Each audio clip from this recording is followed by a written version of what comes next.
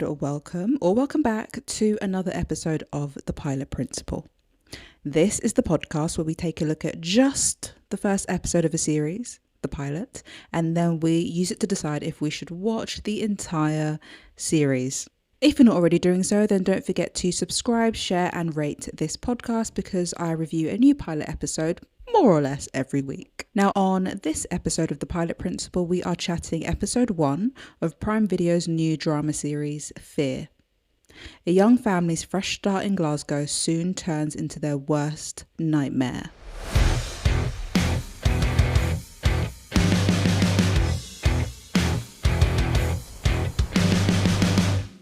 I am all about the honesty here, even though nobody asks me to be as honest as I am.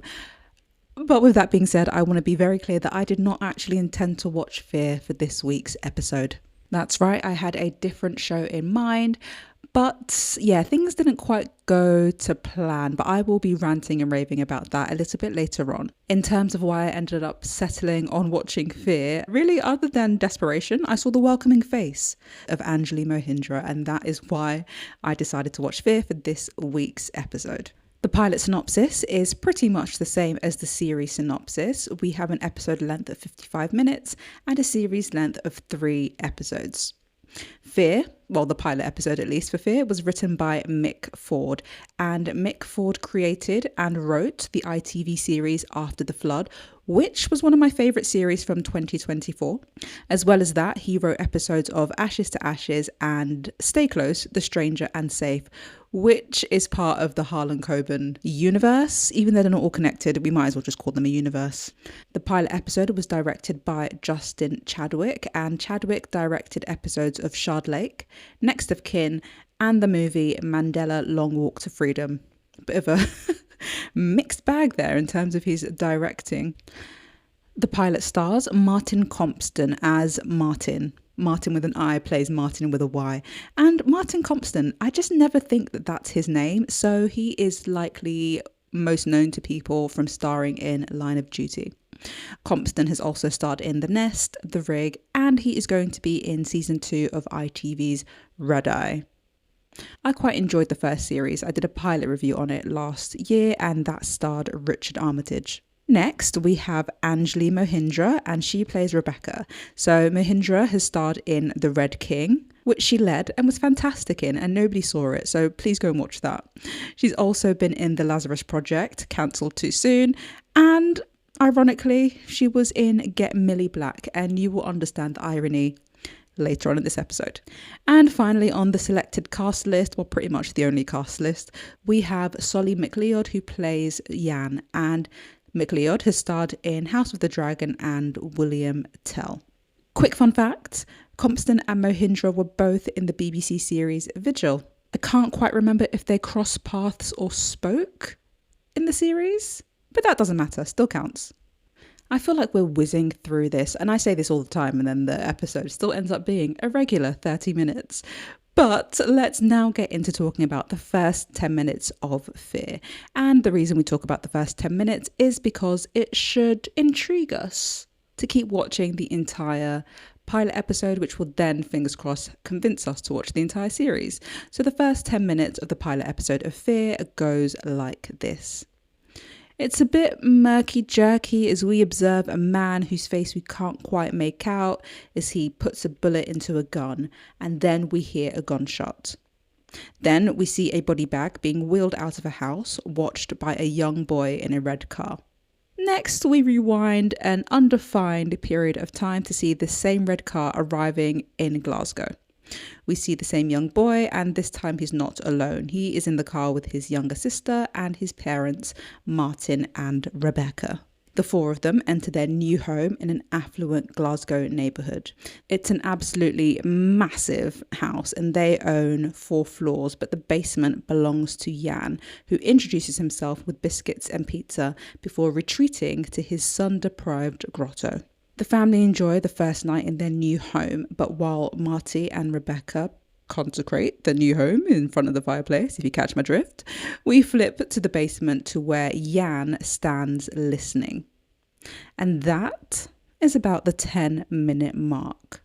And as an intro, I mean, sorry guys, you know I'm going to have to comment about that teaser intro. I mean, come on, it's such an obvious contrived methodology to keep the audience watching and just, embed you an early sense of worry as you watch the rest of the pilot episode. And I just think it's really cheeky and lazy. Just put the work in those first 10 minutes to actually make me want to watch the rest of the episode, not just in the first 30 seconds where I've got all these questions that makes me want to continue. Okay, rant over. So the next thing to note about the intro is that we do get a decent sense of this new family. So we understand why they've moved to Glasgow. And then within the family, well, I say family, it's mostly Marty and Rebecca. We do get not quite storylines, but plot points. For example, Rebecca mentions that she is nervous because she only knows one person in Glasgow and she hasn't even seen this person in 15 years. So yeah, we get the sense of how their characters are feeling. The last thing to mention about the first 10 minutes is that I think we get a fantastic sense of the upstairs downstairs situation. So by that I mean upstairs where Martin and Rebecca live, and downstairs in the basement where Jan is just sort of tracking their footsteps in this dark hovel. It's creepy AF, and yeah, they've done a really good job of setting that up in the first 10 minutes. Should we talk character now? Yeah, we're definitely whizzing through this. That's okay. Let's just do it anyway. We've got no choice. So let's talk character. And firstly, let's start with, who should we start with? Let's just start with Martin. And Martin is the husband of Rebecca, and he is from Glasgow actually, and he is an architect. And what we know about him, other than the fact that he's from Glasgow and that he's an architect, is that he has an issue with his dad that we can't quite pinpoint. Rebecca mentioned something like, oh, we should go and pick up a present for your dad. It's his birthday. Come on, your mum invited us. And he's like, we're not doing that. You're like, whoa, bro, what happened? His family aside, we do see that Martin is optimistic about the move to Glasgow, at least at the start of the episode. And basically what Martin wants, and the primary reason that he moved back home, is to get this huge architect commissioned to, I don't know, I guess design a building or whatever it is architects do. However, even though that's what he wants, what he really needs to do is sort out his relationship with his father and how that links to something that has gone down in the past. Because over the course of the pilot episode, we see that, resentment / hatred, unresolvedness bubble to the surface because they do, in fact, go to see Martin's dad to celebrate his 70th, and he explodes while he is there. It's all very awkward. Moving on to Rebecca, and bless her, she's a bit one-dimensional, Rebecca. She's nice and she's friendly, and she is incredibly welcoming to Jan, the downstairs creepy basement guy. Now, Rebecca doesn't have a job, and she basically just potters around that big house all day. Yeah, I'm not kidding. That's basically all she does. Now, I do think that what Rebecca wants is to make that place a home. And I don't know, I can't quite work out what she needs to do though. Like, I don't want to say that she needs to get a job because that sounds rude, but the idea of going back to work does come up in the pilot episode, and maybe she just needs to get out the house more. It's a big house, to be honest with you, for 4 people. And those 2 kids are definitely under 10, maybe under 5. I don't know with kids, but they're teeny tiny. And it just feels like there's no reason for this tiny family to have such a big house. Oh, it's quite nice this episode. We have an antagonist to talk about. And that is, of course, Jan. So Jan is the creepy downstairs neighbour, and he is fine at first. He leaves them biscuits. So when they come into the house for the first time, they're like, oh, someone left us biscuits. And then when they're playing out in the garden, he comes and brings pizza for the kids. And then later on, he comes around and says, oh, I've made too much lentil soup. And him and Rebecca share some lentil soup. And Rebecca is really nice to him. And unfortunately, her kindness sparks a level of infatuation because he becomes increasingly inappropriate towards Rebecca. Also to mention, he didn't make the pizza. And he did not make the lentil soup. He actually bought all of them. In fact, I think he heard the kids mention that they want pizza, and then he bought pizza. Super creepy. He trades NFTs, which are non-fungible tokens. Yeah, I can tell you what the acronym stands for. I can't actually tell you what the how that actually works. Crypto?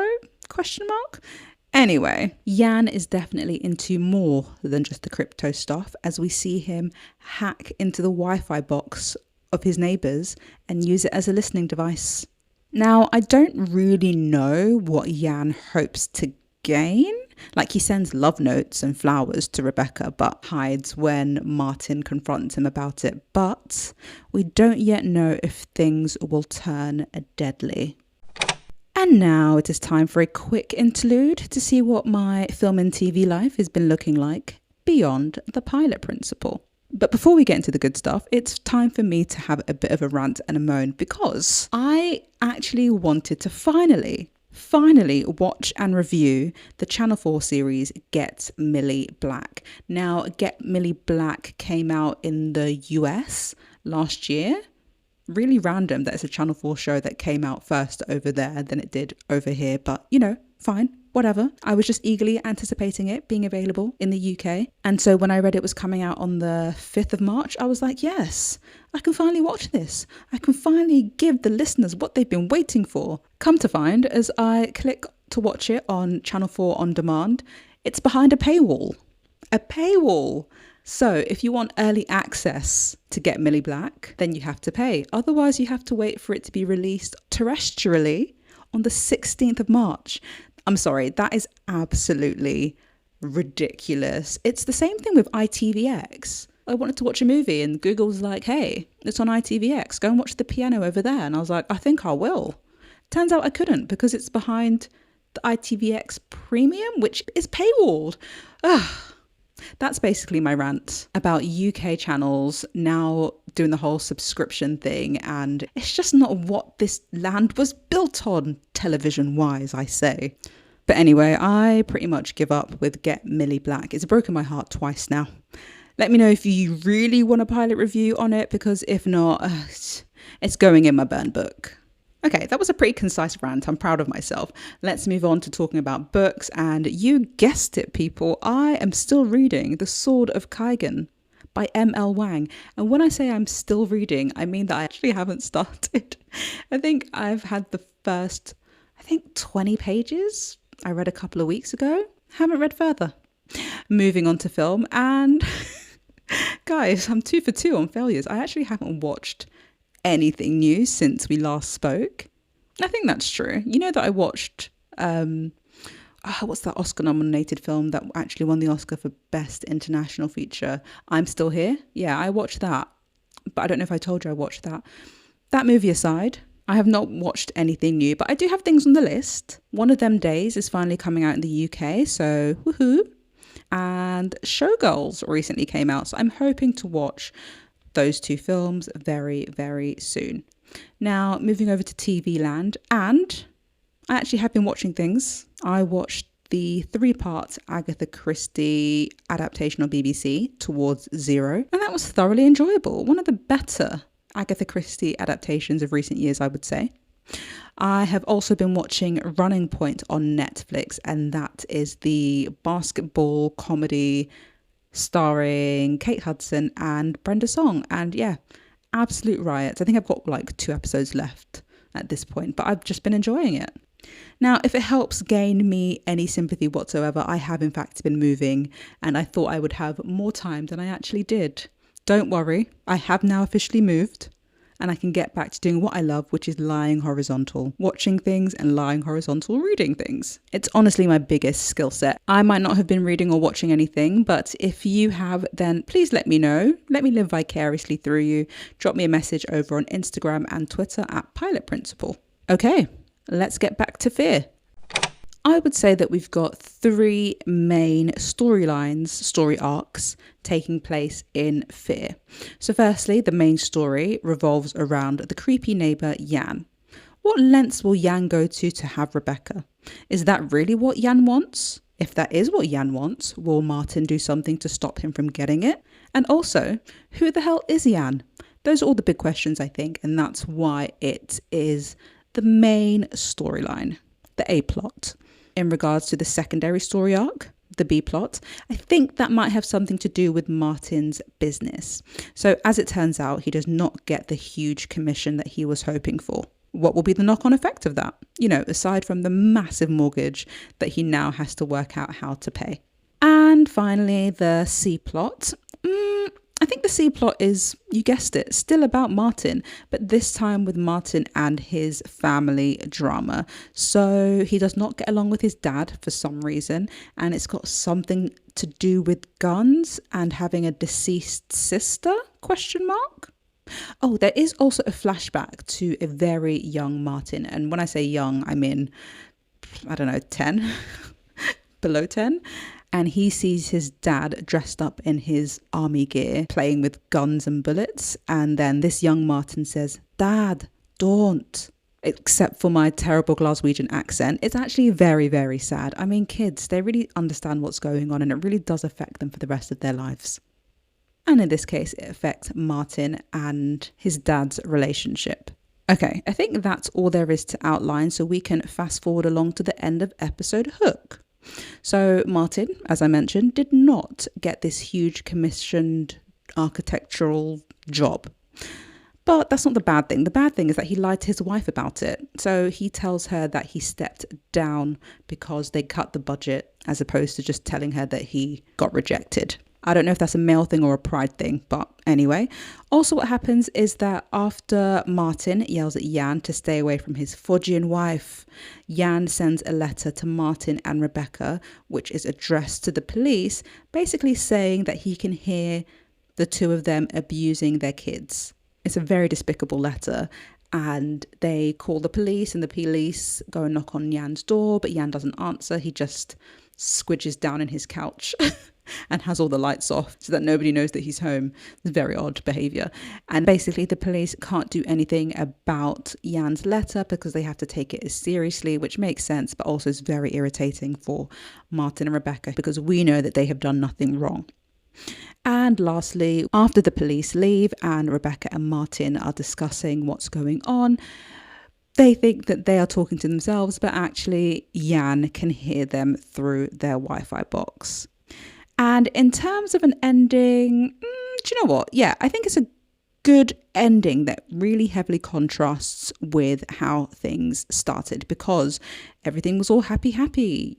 New place, new neighbour, yay. And now everything has soured 55 minutes later. And what can I say? Surprise, surprise! There has been no reference to the start of episode Hook with the bullets and the man and the gunshot and the kid watching in the car. Psh, go figure. Now, in terms of my predictions for the series, I say series, the next 2 episodes, I think that Jan will have to basically kill himself. I mean, that seems like the easiest fix, and that could possibly link back to how the pilot started.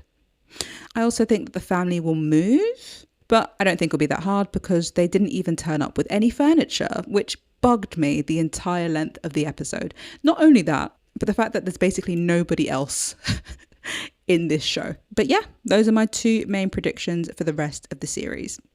Now, in terms of personally what I enjoyed about the pilot episode, I think they did a really good job with Jan as this super weird, creepy, quiet guy, watching him follow the footsteps above him from his basement. And there's a scene where he stands by the drain pipe because he knows that Rebecca is in the shower upstairs. Oh, that's disgusting me. Absolutely disgusting, but chills. So effective.